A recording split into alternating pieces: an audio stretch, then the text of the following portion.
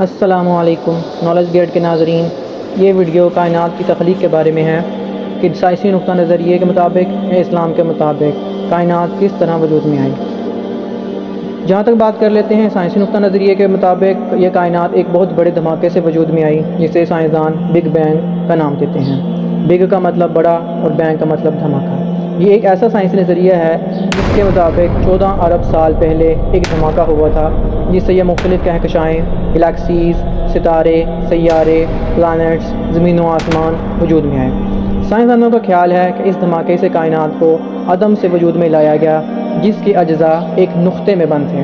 اس سے پہلے نہ تو کوئی میٹر تھا، نہ مادہ، نہ انرجی، نہ توانائی، نہ وقت، نہ مکان، نہ پرند، نہ اوپر، نہ نیچے، نہ دائیں، نہ بائیں، کچھ موجود نہ تھا۔ صرف یہ کائنات ایک نقطے میں بند تھی، جسے سنگولیرٹی کا نام دیا جاتا ہے۔ اس سنگولیرٹی میں وقت گزرنے کے ساتھ ساتھ حرارت پیدا ہوتی گئی۔ یہ حرارت اتنی بڑھ گئی، اتنا ٹیمپریچر بڑھ گیا کہ ایک ایسا دھماکہ ہوا جس کی وجہ سے یہ کائنات بننا شروع ہو گئی،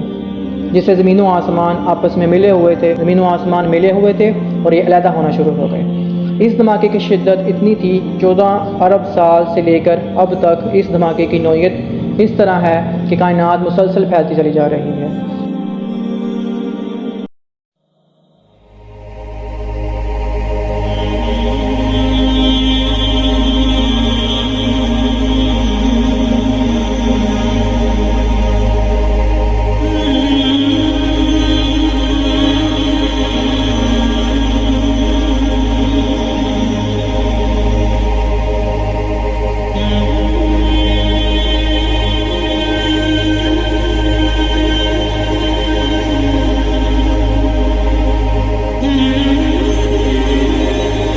اس تھیوری کی سائنسدان مختلف انٹرپریٹیشنز، تعبیرات پیش کرتے ہیں، جس کو بگ کرنچ یا بگ رپ یا بگ فریز، یہ 3 انٹرپریٹیشنز جو ہیں سائنسدان پیش کرتے ہیں، جو اس بگ بینگ کے نتیجے میں آج بھی دیکھی جا سکتی ہیں۔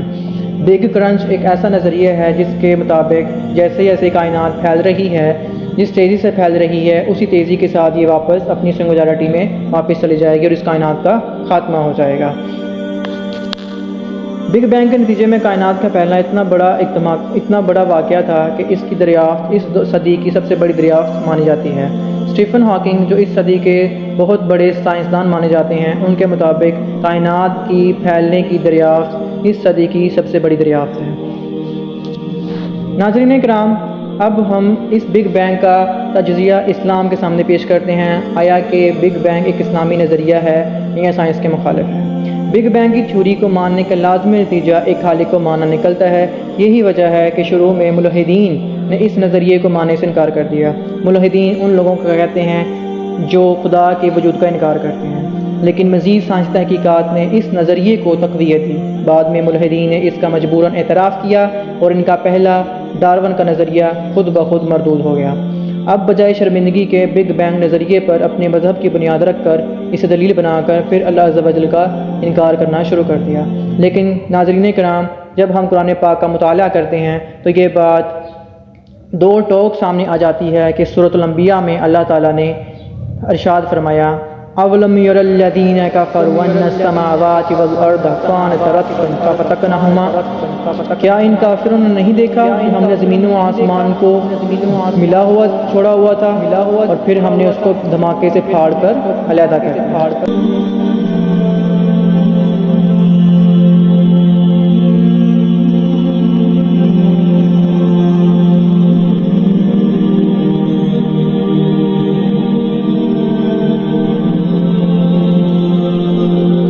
آیت اس دور کی ایک بہت بڑی آیت ہے اور موجہ تصور کیا جاتا ہے کہ بالکل جس طرح سائنسدانوں نے بگ بینگ تھیوری لکھی ہے، ویسے ہی یہ آیت اس بگ بینگ تھیوری کی وضاحت کرتی ہے۔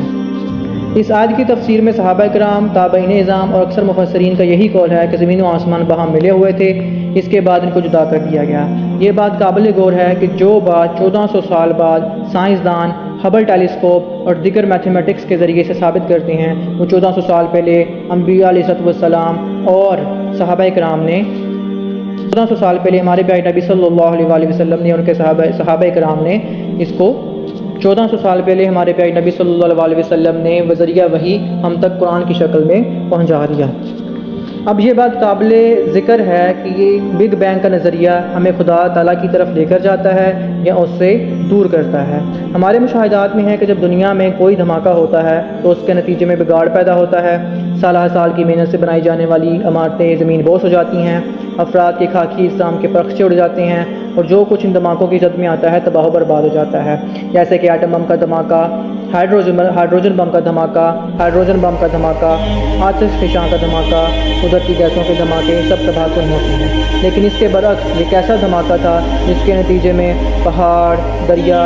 سمندر، کہکشائیں، ستارے، سیارے وجود میں آئے، جس کے نتیجے میں کسی قسم کا بگاڑ نہیں بلکہ سوار ہی سوار ہوا تھا۔ اگر اس دنیا میں یہ بات مانی جائے کہ ایسا دھماکہ ہوا جس میں ہر چیز سنبھل گئی تو ہر کوئی ایک دوسرے کو پاگل قرار دے گا، لیکن یہ ماننا پڑے گا کہ یہ ایسا غیر معمولی دھماکہ تھا جس کے پیچھے، کائنات بنانے کے پیچھے ایک ہستی ہے جس کا نام اللہ ہے۔ یہ اسلام ہی کا معجزہ ہے کہ اس منظم کائناتی نظام کو دیکھ کر بہت سے سائنسدان مسلمان ہو گئے، جیسے کہ پال ڈیوس، ڈبلیو پریس، جارج گرینسٹائن اور مالیکولر بایولوجسٹ اور بہت سے ایسٹرونامسٹ، جنہوں نے کائنات کا تجزیہ کیا، اور جب انہیں قرآنی آیات کے بارے میں پتہ چلا تو وہ اس بات کو ماننے پر مجبور ہو گئے کہ اسلام ہی اصل دین ہے۔